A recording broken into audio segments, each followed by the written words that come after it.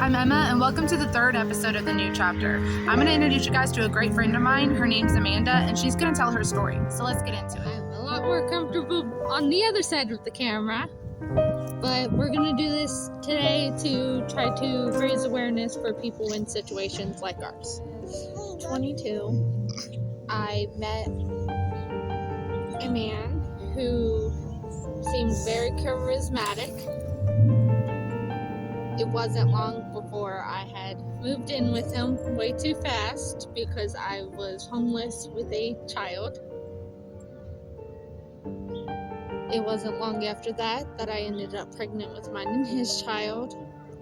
He was sweet and caring, and then slowly as the years went on and he realized I wasn't going anywhere, he started to slowly isolate me from my family members and friends. He started getting angry and breaking things, which eventually turned into telling me I was worthless, I was going to amount to nothing. Eventually, he ended up getting a DUI and getting laid off. And while he was home, our house ended up in disarray. He blamed it all on me. It was all my fault. And then, not long after, we lost that trailer. We ended up buying a house. And that is when he started getting violent with me, as well as me not being able to say no to him if he wanted to be intimate, to where he would drag me out of bed and not let me go to bed until I said yes. I found out later through therapy that is considered spousal rape. So tell me a little bit about how you came to finding out that it's spousal rape, because I know there's a lot of people that don't understand that being in domestic violence and even a relationship, just a relationship in general, it could still be considered spousal rape. What happened was, through therapy, they kept asking me questions like, have you ever been a victim of sexual assault? And I kept saying no, but I guess the therapist thought I was being hesitant while answering. She explained it to me when explaining why, even though we were in a relationship and I did eventually end up saying yes, that when you say no and they use their aggression or use threats until you give in, that is still considered rape. And by what she's implying is, like, for an example, for me, my daughter's father was really good about trying to force himself on me or make comments when I would tell him no. And he would say, well, that's why I cheat on you, or that's why I choke you. It's almost like he's trying to guilt trip you or tell you that, like, oh, well, if you don't give it to me, I'm going to go out and do A, B, and C. And so it's really hard to understand the aspects of spousal rape until you leave the situation, and then you're thinking back on all those times where it's like, wait, I did tell him no, but then he said this, and this, and it made me feel like I kind of had to give myself up to him. Yes, because they are taking away the option. They are taking away your voice. They are not giving you a choice. A choice to say no, yeah, exactly. And so what would you do if you could go back and change something of that situation? What do you think that you would do differently? Honestly, I would try to listen to the people who saw the red flags and kept trying to point them out to me. But honestly, when you're in that situation and someone's trying to point out what's going wrong and you are so focused on that person, you find yourself playing the red flags down like, oh, it's not as bad as you're making it out to be.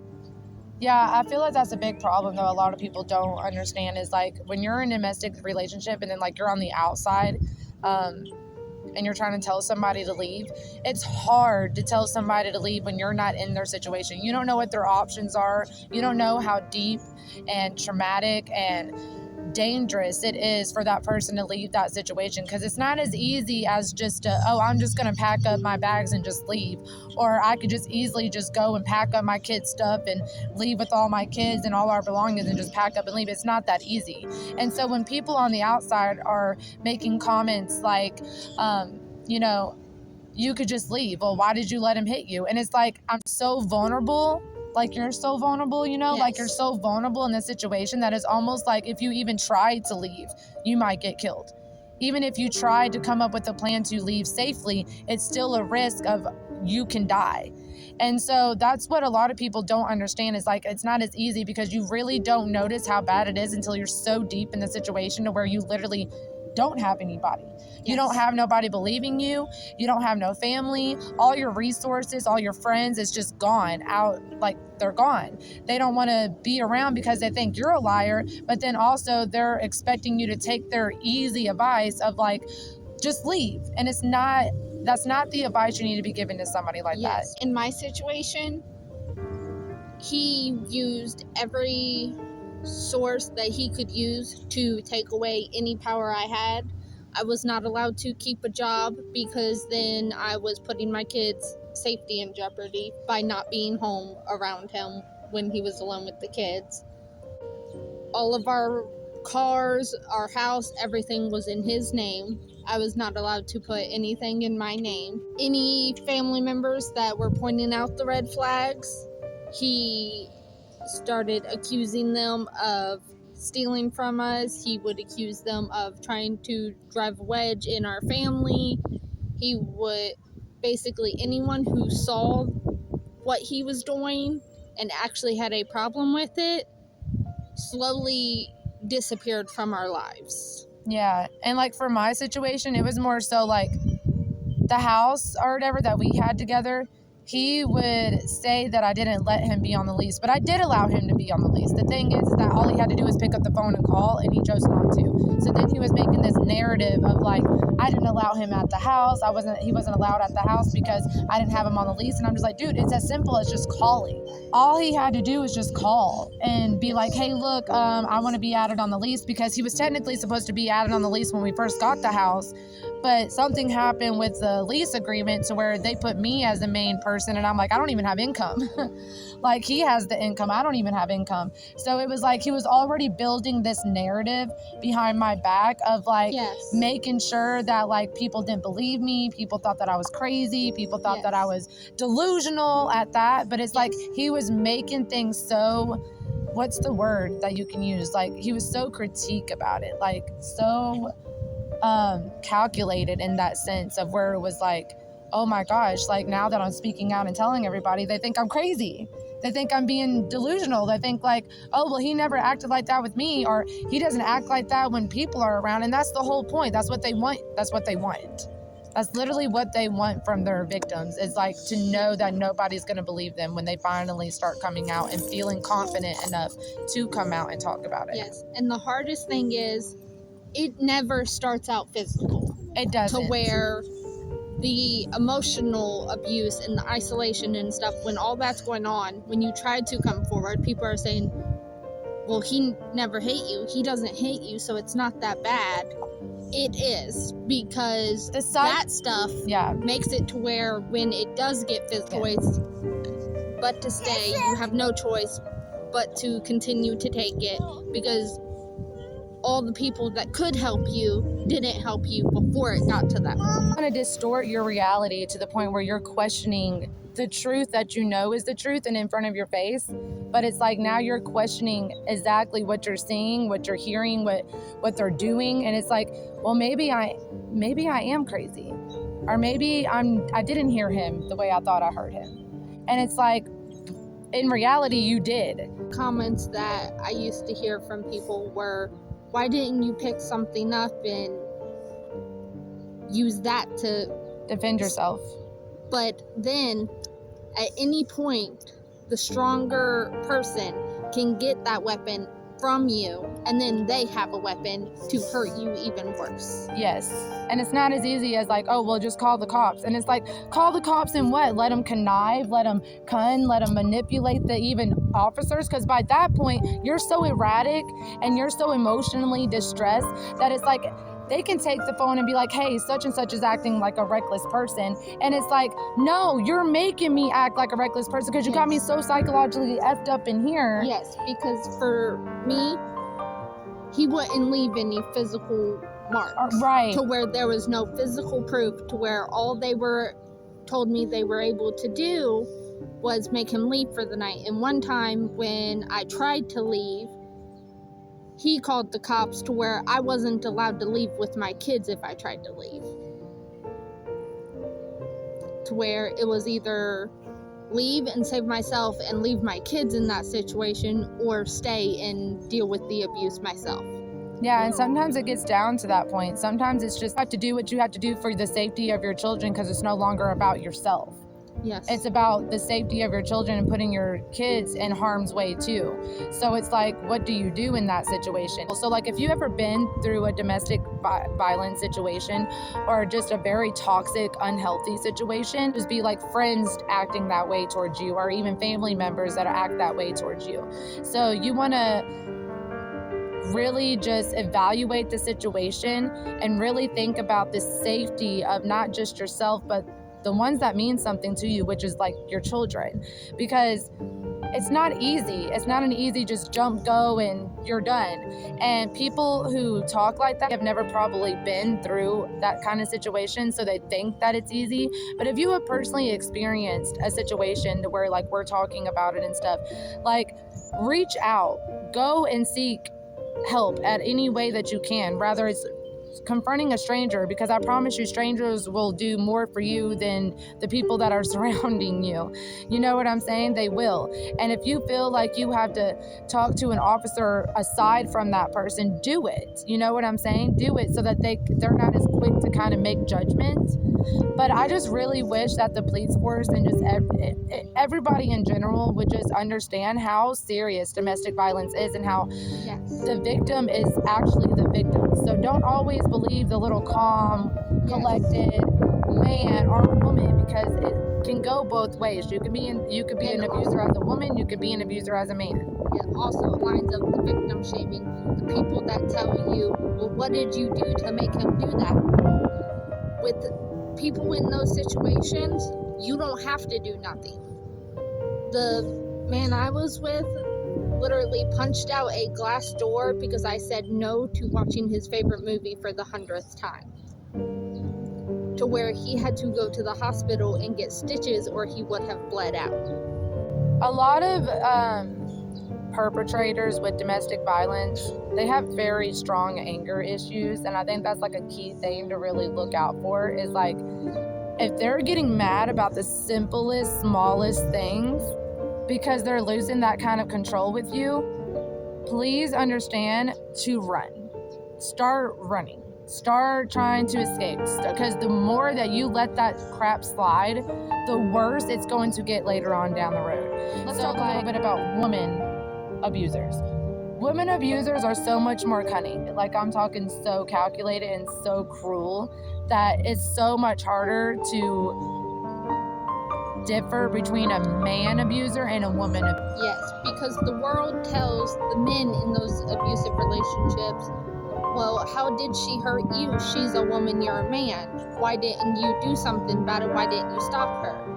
Because the world, in general, whenever a man tries to stop a woman from hurting him, then the woman turns around and accuses him as well.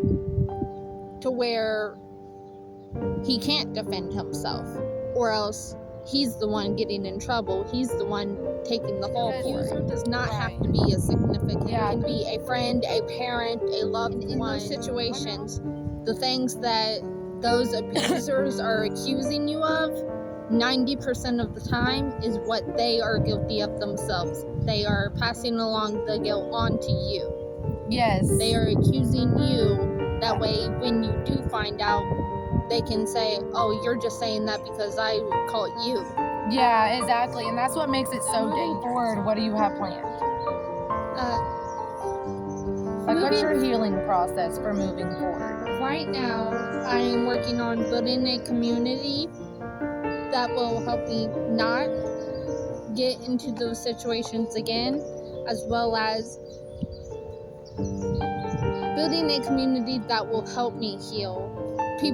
Finding a group of people that have been through the same things as me, as well as finding people who listen and will hear your story and let you have your voice. Because the best thing you can have or do someone after they have been through that situation is let them have a voice. Listen to them when they speak. Because the moment you try to stop them from speaking, they're never gonna speak out. You gotta let people gain their confidence back too. I feel like that's a big one too. You can't just keep throwing up like their past and what they've gone through and kind of make you feel like the victim. You know what I'm saying? Yes. You can't do that, because that's not, for one, being genuine, but also that's not going to help them heal what they're already probably replaying in their head like 100 times. And so they don't need that type of reminder or that type of guilty conscience hanging on them. What they need is to be heard, to be seen, and to feel like they're loved to something, to a degree that they never was able to feel, have, or be able to experience aside from the past of them going through their traumatic experiences. Yes, because going forward, we don't want to feel like the victim. We do not want to be the victim anymore. That's why we are trying to heal and move forward. And for people to constantly shove our past in our face, basically, that is keeping us the victim. And it's keeping us from healing and moving forward.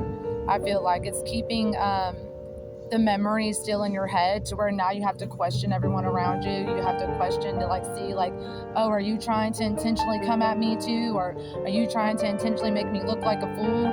Like it's a consistent problem when you are trying to heal. Because it's so hard to find people to listen, find people that hears you, that sees you for who you really are outside from the trauma. And it's so hard, so hard. So I just want to say, like, make sure you are loving those people. Make sure you are hearing those people. Make sure you can sympathize and really show some compassion toward those people, because they're not used to that. They're used to being looked at as like a bad person or the crazy one and stuff like that. And it's like, people need to understand that domestic violence is across the world. It's not just in a city. It's not just in a state. It's not just your hometown. It's like you can experience this on all different levels and multiple different levels. And it's not something you could just experience with your significant other. It's not something that you experience with just family or friends. It's like all around the world. You could experience it with a whole total stranger. So like recognizing those red flags, recognizing when you start feeling a little shell, or like you can't fully express yourself to a degree with these certain people.